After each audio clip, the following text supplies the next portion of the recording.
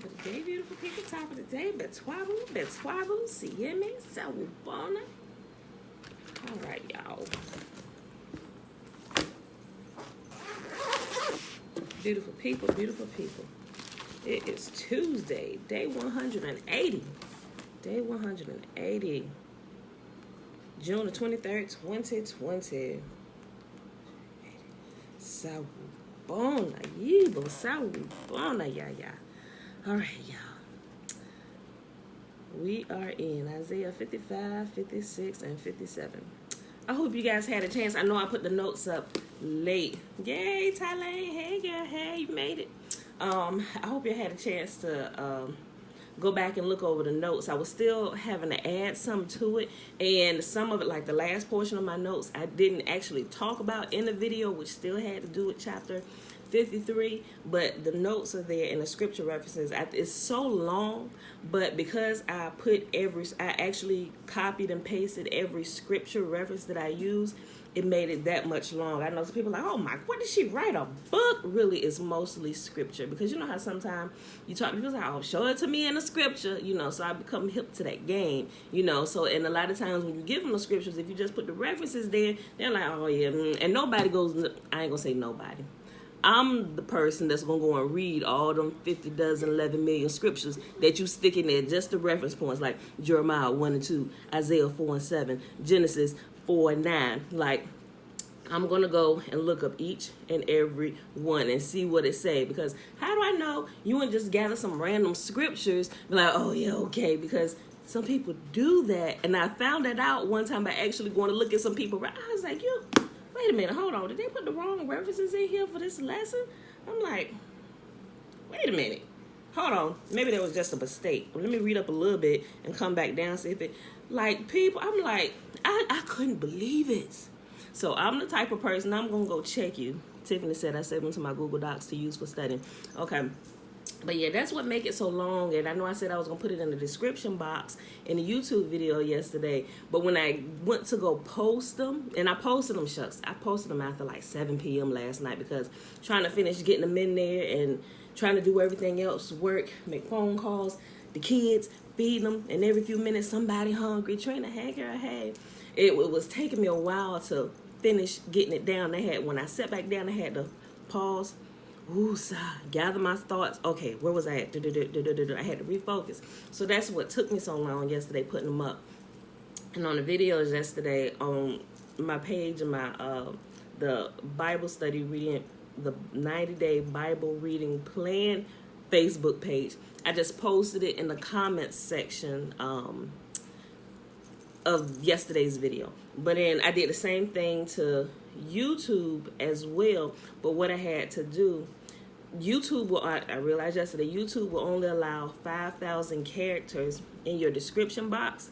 When I posted all my notes in there, it was close to 28,000 characters. I'm like, googly moogly.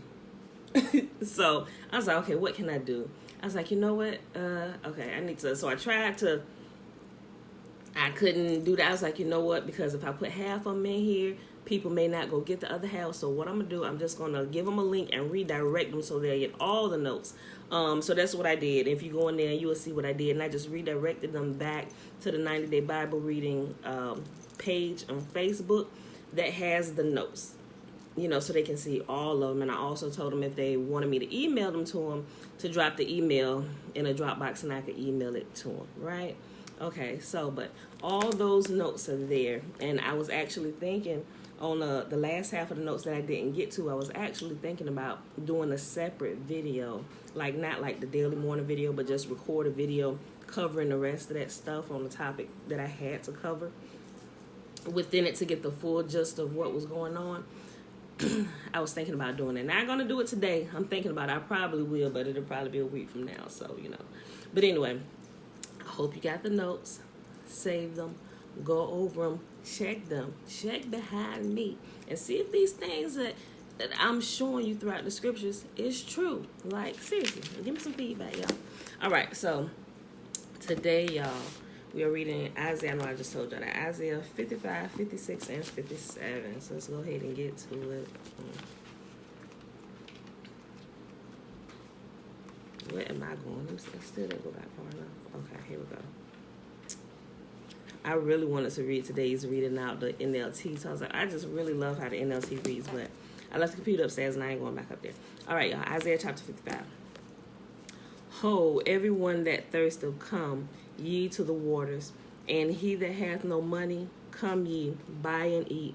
Yea, come, buy wine and milk without money and without price. Wherefore do you spend money for that which is not bread, and your labor for that which satisfieth not? Hearken diligently unto me, and eat that which is good, and let your soul delight itself in fatness. Incline your ear and come unto me. Hear, and your soul shall live, and I will make an everlasting covenant with you, even the sure mercies of David. Behold, I have given him for a witness to the people, a leader and commander to the people. Behold, thou shalt call a nation that thou knowest not, and nations that knew not shall run unto thee, because Yahuwah thy God, and for the Holy One of Israel, for he hath glorified thee. Remember, it's just reiterating who Yahuwah is. Because of Yahuwah thy God, and for the Holy One of Israel. It's still talking about the same person. It's not breaking up into two people, not like him and him. It's Yahuwah, the Holy One of Israel. It's Yahuwah. He's the Holy One of Israel. Y'all get it. All right. Verse 6. Seek ye Yahuwah while he may be found. Call ye upon him while he is near. Let the wicked forsake his way, and the unrighteous man his thoughts. And let him return unto Yahuwah, and he will have mercy on him, and to Yahuwah, for he will abundantly pardon. For my thoughts are not your thoughts, neither are my ways your ways, says Yahuwah. For as the heavens are higher than the earth, so are my ways higher than your ways, and my thoughts than your thoughts. For as the rain cometh down, and the snow from heaven, and returneth not thither, but watereth the earth, and maketh it bring forth and bud, that it may give seed to the sower and bread to the eater, so shall my word be that goeth forth out of my mouth. It shall not return unto me void, but it shall accomplish that which I please, and it shall prosper in a thing whereto I sent it. For ye shall go out with joy, and be led forth with peace. The mountains and the hills shall break forth before you into singing, and all the trees of the field shall clap their hands.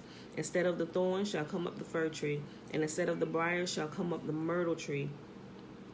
And it shall be to Yahuwah for a name and an everlasting sign that shall not be cut off. I'm sorry, I took that pause. I was thinking when I read that, I thought about a dream that I had about a myrtle tree.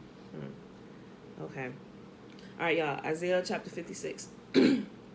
Thus saith Yahuwah, keep ye judgment and do justice, for my salvation is near to come, and my righteousness to be revealed.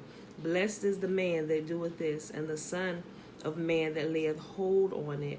Remember, when you hear a son of man, it's talking about human, the children of the earth, son of man. We're me. You get it? Okay, I just want to bring it out. Sometimes people make that a title, and it's not. Just like Yahuwah calls Ezekiel son of man. You're human, or human being, son of man. We're y'all get it. I don't need to beat the dead horse. Verse 3. Neither let the son of the stranger that hath joined himself to Yahuwah speak, saying, Yahuwah hath utterly separated me from his people. Neither let the eunuch say, Behold, I am a dry tree. For thus saith Yahuwah unto the eunuchs that keep my Sabbaths, and choose the things that please me, and take hold of my covenant, even unto them will I give in mine house, and within my walls a place and a name better than of sons and of daughters. I will give them an everlasting name that shall not be cut off. That's good. Also, the sons of the stranger that join themselves to you. Remember those sojourners that come among us, and the strangers, those that are not blood-born sons and daughters, those that come and join themselves to us. This is who Yahuwah is talking about. I'll read it again. Also, verse 6, also the sons of the stranger that join themselves to Yahuwah, to serve him and to love the name of Yahuwah, to be his servants. Everyone that keepeth the Sabbath from polluting it and taking hold of my covenant, even them will I bring to my holy mountain, and make them joyful in my house of prayer. Their burnt offerings and their sacrifices shall be accepted upon my altar, for my house shall be called for my house shall be called a house of prayer for all people. Now I know the Jehovah's Witnesses have taken that and slogan that, and sometimes I don't think that I don't think that they necessarily do justice to the people with that title because of what Yahuwah meant by that, right? I don't think that they have the full understanding of that from what I researched. Verse 8. Bella, it's too loud. You gotta go back. Go back. Turn that down. Where's Daddy? Daddy's upstairs getting dressed. Okay, thank you. Verse 8.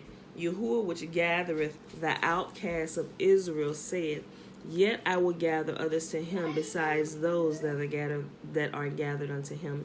All ye beasts of the field come to devour, yea, all the beasts in the forest. His watchmen are blind. They are all ignorant. They are all dumb dogs. They cannot bark, sleeping, lying down, loving to slumber. Yea, they are greedy dogs which can never have enough, and they are shepherds that cannot understand. They all look to their own way, every one from his gain, from his quarter. Come ye, say they, I will fetch wine, and we will fill ourselves with strong drink, and tomorrow shall be as this day, and much more abundant. Right, so when Yahuwah gives an analogy, he gives the interpretation of the analogy, which he told us at the latter part of the scriptures right here.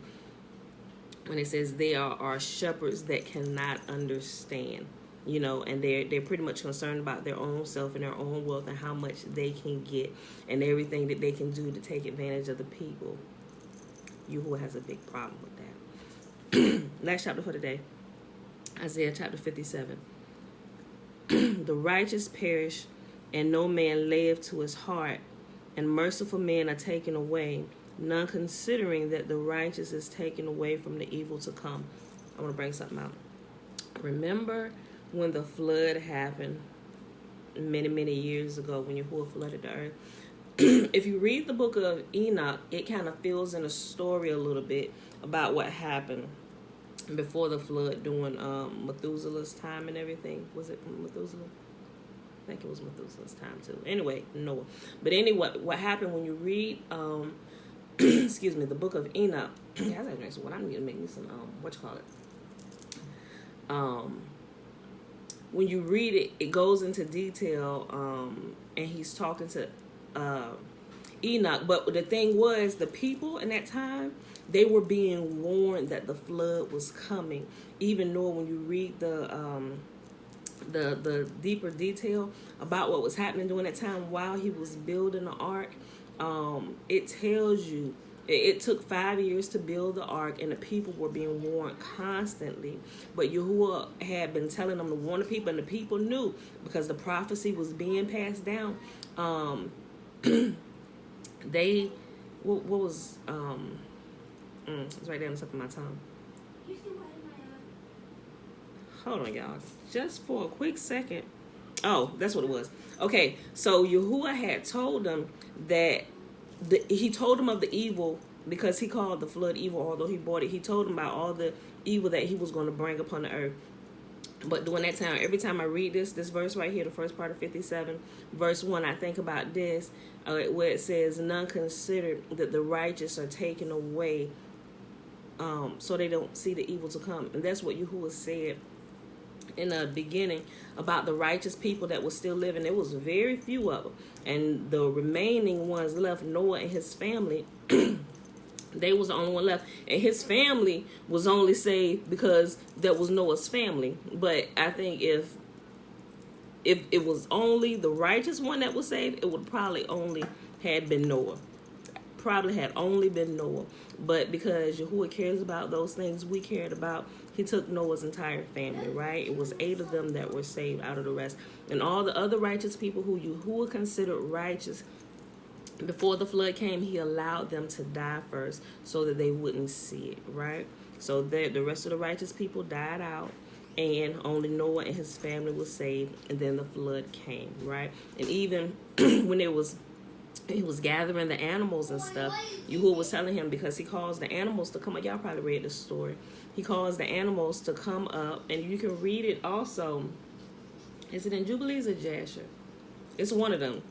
I'll put it in there in the comment section when I go back and look.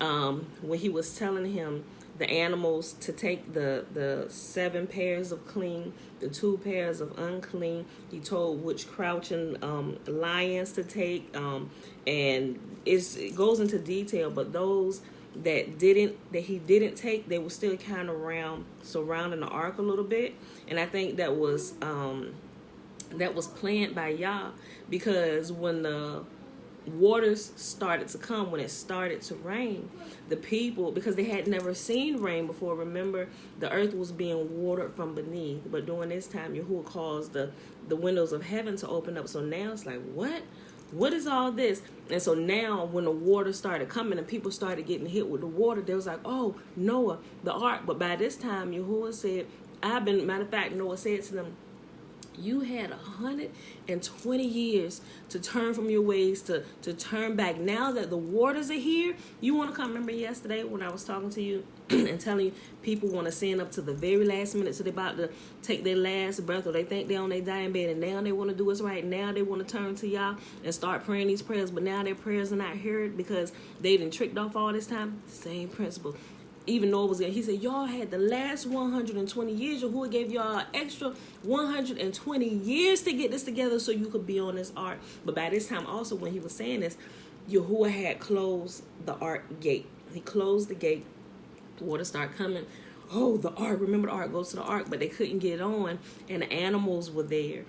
So the animals, and Noah was hollering out, you had 120 years to get it together. I've been telling you day after day, y'all came past here ridiculing me. I've been telling you, get on the ark, get on the ark, but you ignored me. You continued doing what you wanted to do. You wouldn't listen to the commands of Yah, and now you're stuck outside of the ark, and now everybody can see the rain is here. When I've been telling you the last 120 years that the rain is coming, and that's like us. I feel like we're constantly telling people that the rain is coming. Some people passing us by because they got that mentality, oh, I could just call on name at the very last moment. No, because you don't realize during this time where the ark is being built, what we are preparing.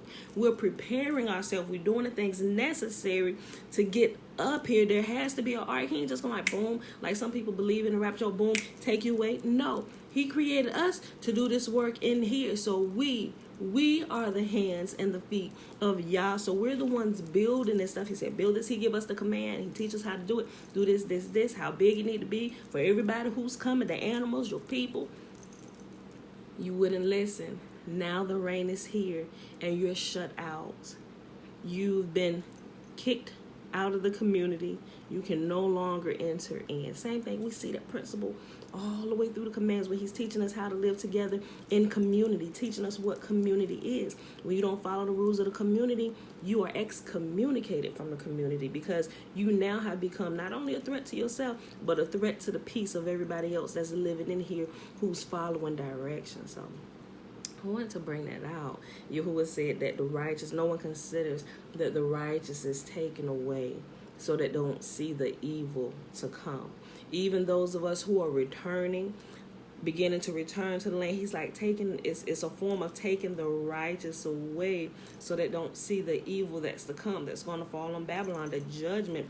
Free yourselves, flee from Babylon, my people, flee. He said, flee from Babylon. He's telling us, he's giving us a command. Even when Moses came, that my people, they literally had to walk themselves. Yah did not come and snatch them away in spaceships. He didn't whisk them away in a rapture. Contrary to popular belief, we have to prepare.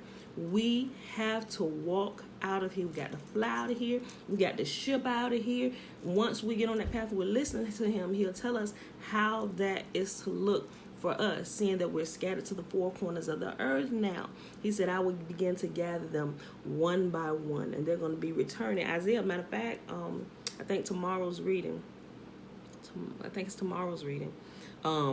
where it's going to talk about, well, it might be the day after tomorrow's reading, because I was up listening to it this morning, where it talks about that, and we're going to bring it out, how we're going to return home. Some are going to return home by ships, the ships of Tarshish, whatever the ships of Tarshish is named today. Shucks, if I get a shipping company, I'm going to name it the ships of Tarshish.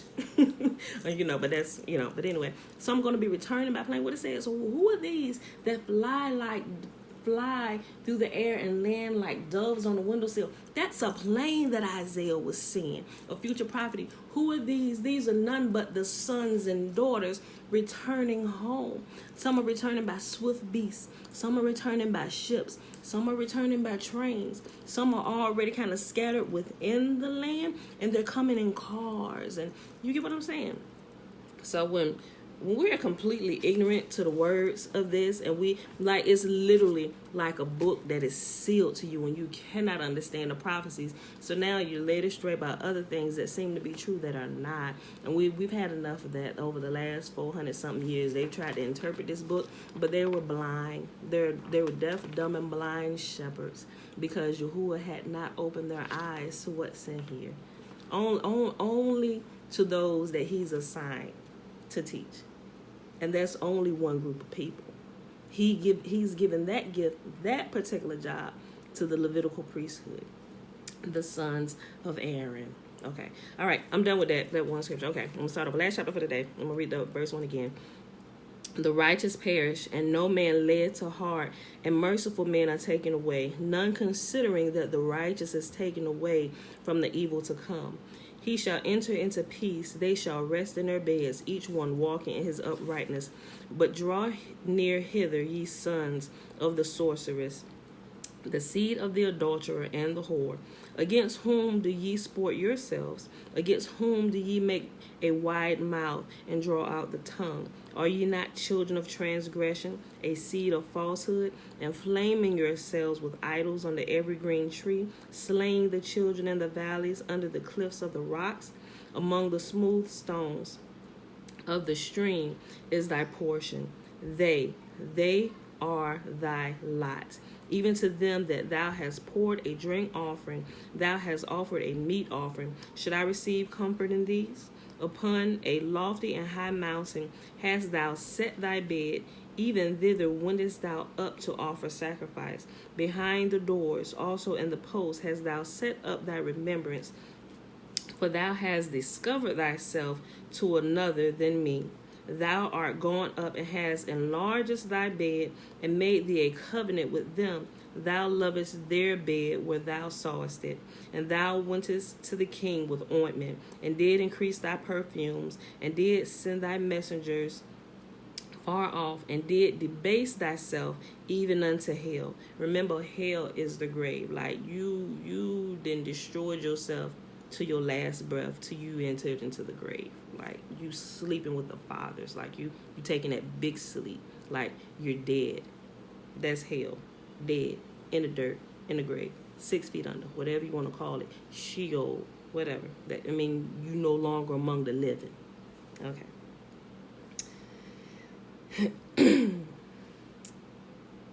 Verse 10. Thou art wearied in the greatness of thy way, yet sayest thou not, there is no hope. Thou hast found the life of thy hand, therefore thou was not grieved. And of whom hast thou been afraid or feared, that thou hast lied, and hast not remembered me, nor laid it to thy heart? Have not I held my peace even of old, and thou feared me not? Like, y'all out here tripping because I was quiet all this time. You thought that I didn't see you because I didn't open my mouth and say anything to you, because my judgment wasn't swift upon you, because I gave you time to return to me. Oh, you thought I wasn't seeing you? You thought I wasn't paying attention? I will declare thy righteousness and thy works, for they shall not profit thee. When thou criest, let thy companies deliver thee, but the wind shall carry them all away. Vanity shall take them, but he that putteth his trust in me putteth his trust in me. Who is me? Me is Yahuwah right here. But he that putteth his trust in me shall possess the land, and shall inherit my holy mountain, and shall say, cast ye up, prepare the way, take up the stumbling block out of the way of my people. For thus saith the high and lofty one that inhabiteth eternity, whose name is holy, which is Yahuwah. All those are descriptions of Yah. I dwell in the high and holy place, with him also that is of a contrite heart and humble spirit, to revive the spirit of the humble and to revive the heart and of the contrite ones. As a matter of fact, this was one of the scripture references from yesterday about who Yahuwah dwells with. Remember, we was talking about the word beaten and bruised, daka. The strong Hebrew Strong's word daka in the original language about beaten and bruised is he's teaching us how to have a contrite heart. He said, I dwell with those who are humble and have a contrite heart, who have went through the process to allow me to break them and break up all that fallow ground in their heart and teach them. I dwell with them. I dwell among them. Those are who you're going to see when you come to my holy mountain. I'll read it again, verse 15, Isaiah 57.